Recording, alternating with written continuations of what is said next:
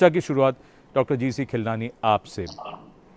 जैसा कि हम सब जानते हैं कि प्रधानमंत्री ने दूसरे चरण में सबसे पहले टीका लगवाकर जो संदेश दिया है, उसका किस तरह का असर अब हम टीकाकरण पर और लोगों पर देख रहे हैं?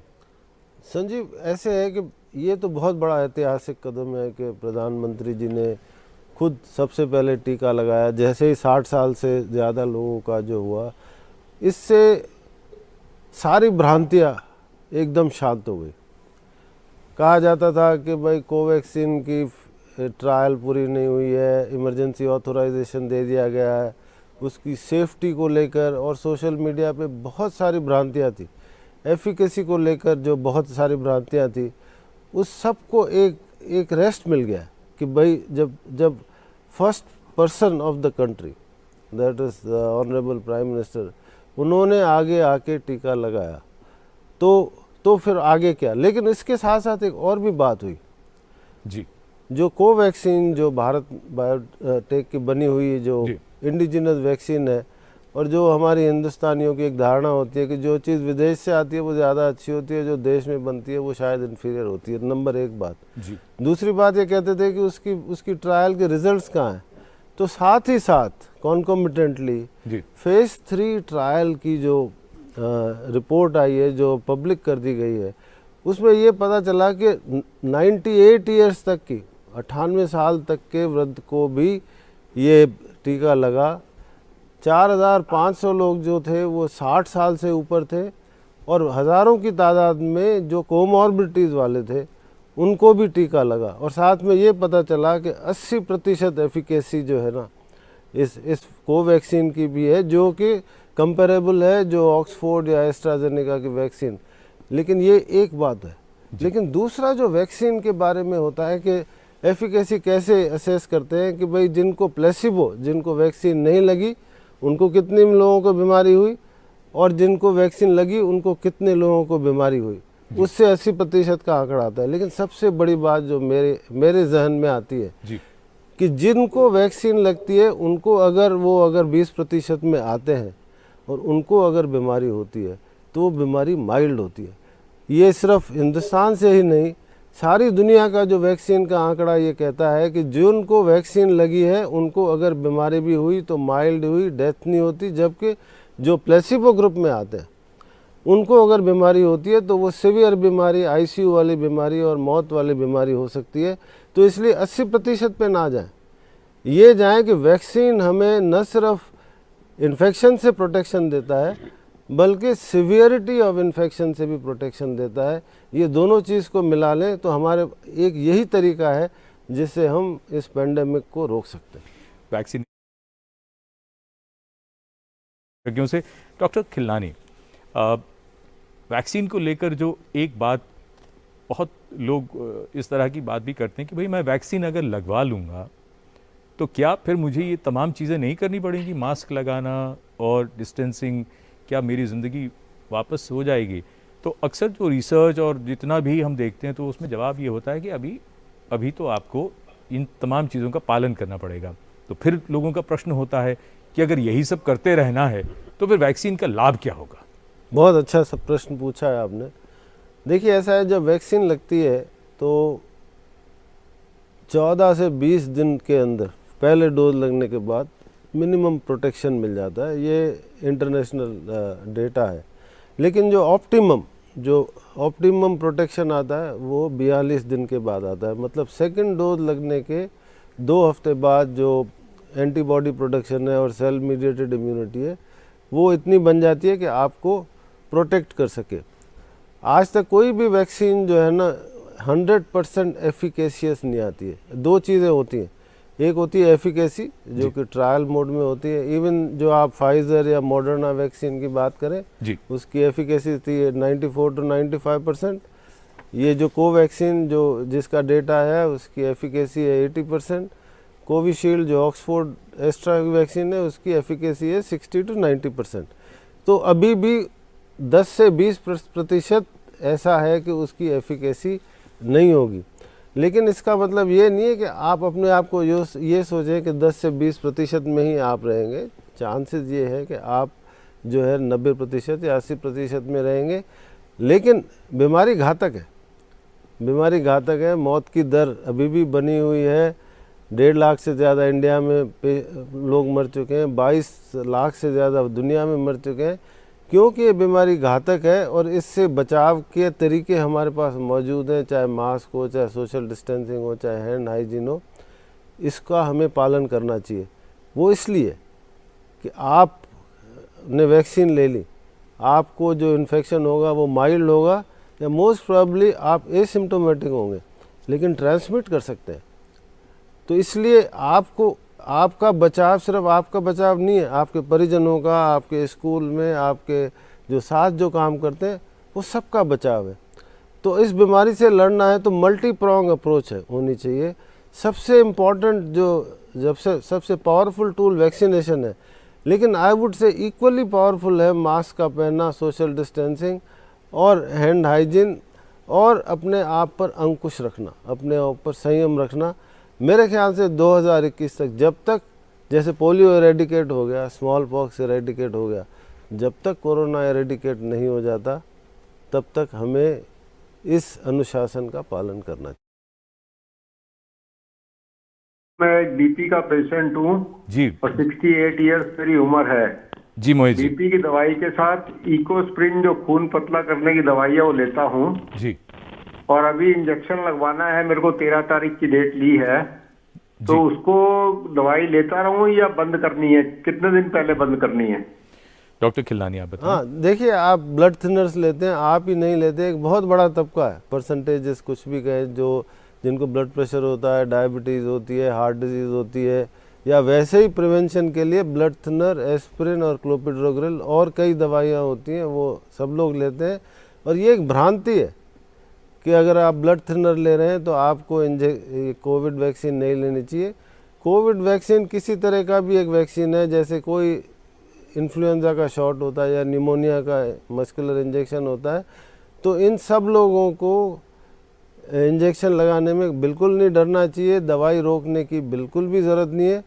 सिर्फ जिनको बहुत एक कॉम्प्लिकेटेड बीमारी होती है हीमोफीलिया, जिसमें कि blood clotting mechanism congenitally derange होता है, वो लोग होते हैं, उनको स्पेशल केयर करनी चाहिए, उनको बताना चाहिए डॉक्टर को पहले कि हमें ये बीमारी है।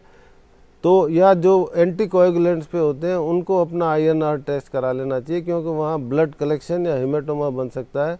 ब्लड थिनर्स लेने वालों को बिल्कुल घबराने की ज़रूरत नहीं है, आराम से जाके अपना इंजेक्शन लगवाएं। इसका आधार क्या था? ये भ्रम किस तरह से क्यों फैला ये कि जो ब्लड थिनर्स पर हैं, क्या इसलिए कि उनको प्रिक लगेगा इसलिए? नहीं, देखिए, ऐसा है, जो ब्लड थिनर है वो ब्लड को थिन करता है, तो उसकी जो थक्का बनने की जो कैपेसिटी होती है, जैसे हमें चोट लगती है तो खून आता है, जो लोग ब्लड थिनर हैं उनको अगर चोट लगेगी तो उनको ज़रा सा ज़्यादा खून आता है, अगर चोट लगेगी तो इसलिए ये भ्रांति इसलिए आई कि ये सोशल मीडिया से ज़्यादा आई है।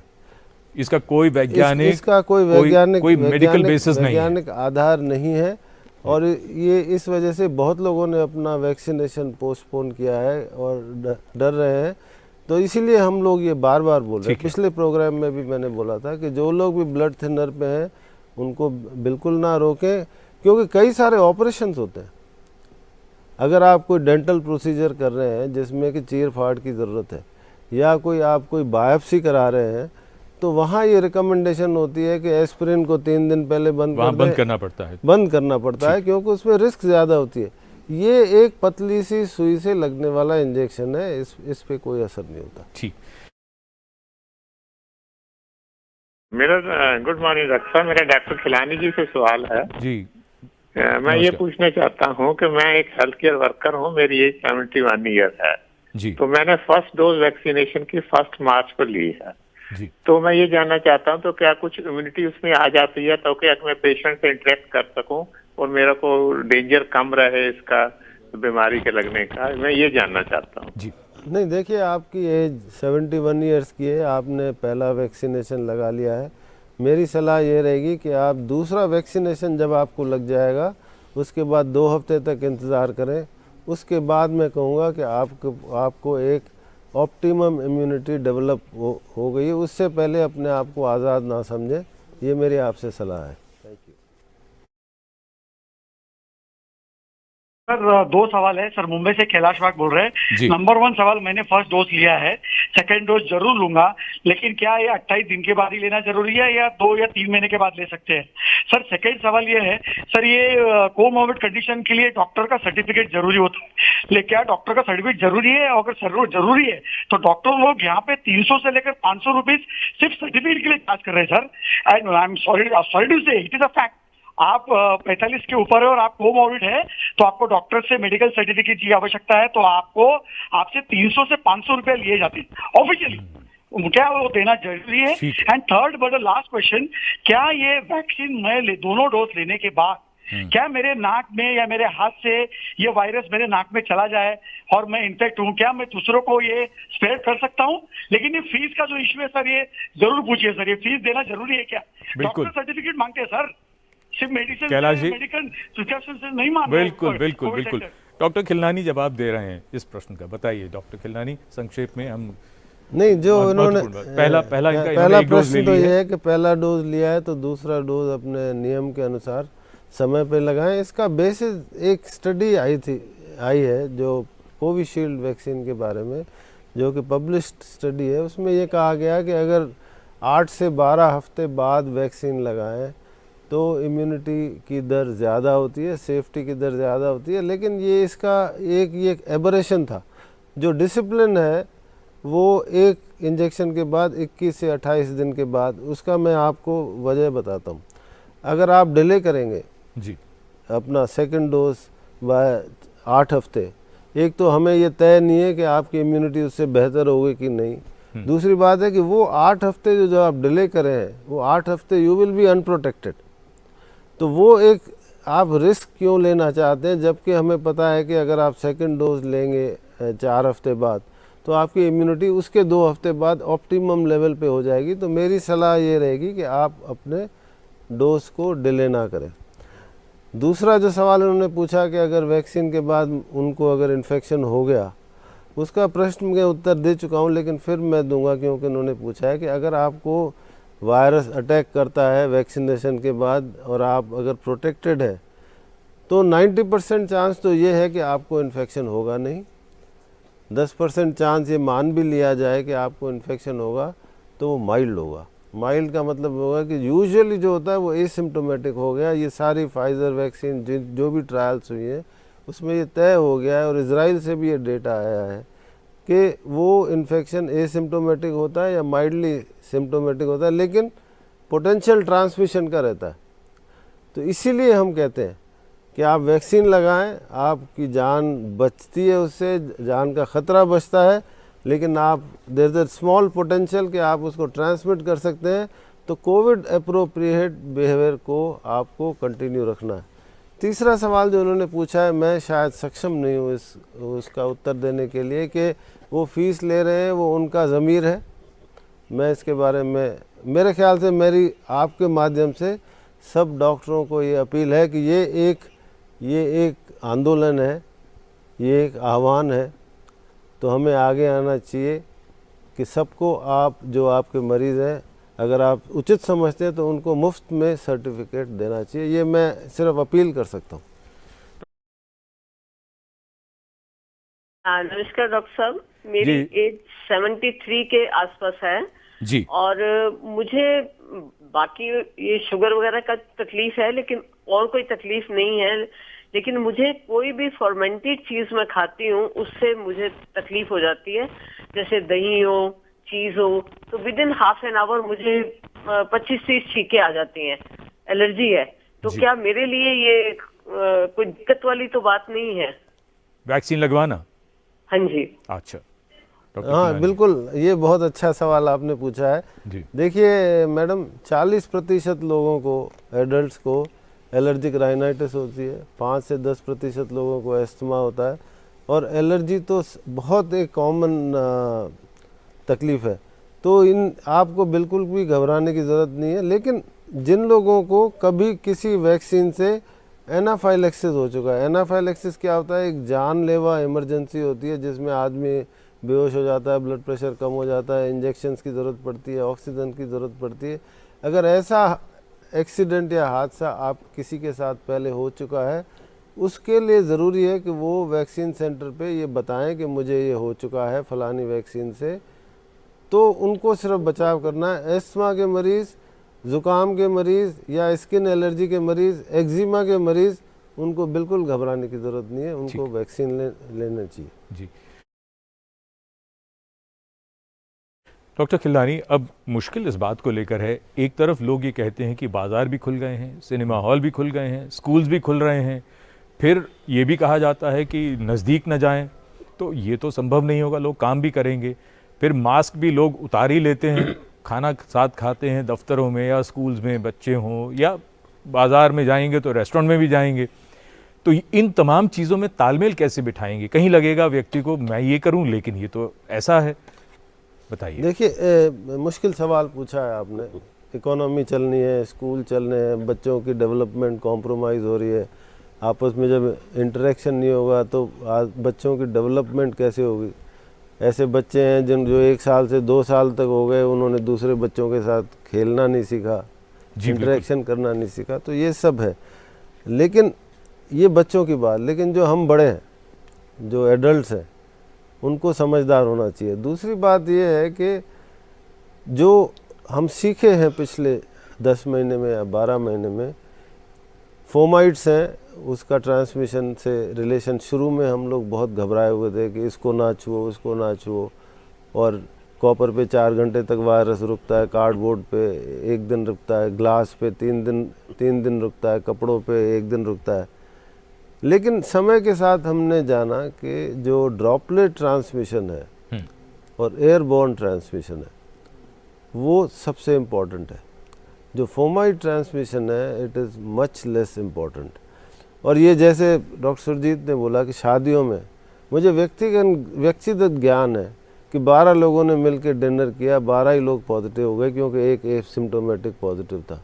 जब आप क्लोज चैम्बर में बैठ के टेबल पे खाना खाते हैं और साथ में बात करते हैं, बात करते समय जो वायरस, जो ड्रॉपलेट निकलते हैं, वो दूर तक जाते हैं और वो फैलते हैं। तो इसलिए मैं आपके माध्यम से ये बोलना चाहता हूँ कि सबसे इम्पोर्टेंट इन सब में से मास्क है। जैसे कि डॉक्टर महेंद्र ने बताया, मास्क को प्रॉपरली पहनना, किसी भी सूरत में उसको नहीं उतारना। अगर आपको खाना है तो अकेले बैठ के खाना है। ठीक है। Air condition environment is a dangerous environment, उसमें नहीं बैठना। अब जैसे मौसम आजकल अच्छा है दिल्ली में, अगर खिड़कियां खोल सकते हैं तो खिड़कियां खोल के बैठेंगे तो ट्रांसमिशन कम होगा। ये सब छोटी छोटी बातों का अगर ध्यान रखेंगे तो ट्रांसमिशन मिनिमाइज कर सकते हैं। ठीक है। समय सर, मैं भोपाल से बोल रही हूँ जी, और मेरी एज 52 ईयर्स है जी, और मैं मल्टीपल ऑटोइम्यून डिसीजेज से ग्रस्त हूँ, जैसे SLE है, थायराइड है, रूमेटॉइड आर्थराइटिस है, और स्टेरॉइड चल रहा है मेरा करीब 12-13 साल से। जी, और बताइए। बचपन में मुझे पेनिसिलिन से रिएक्शन हुआ था खतरनाक। अच्छा, तो क्या मैं ले सकती हूँ वैक्सीनेशन?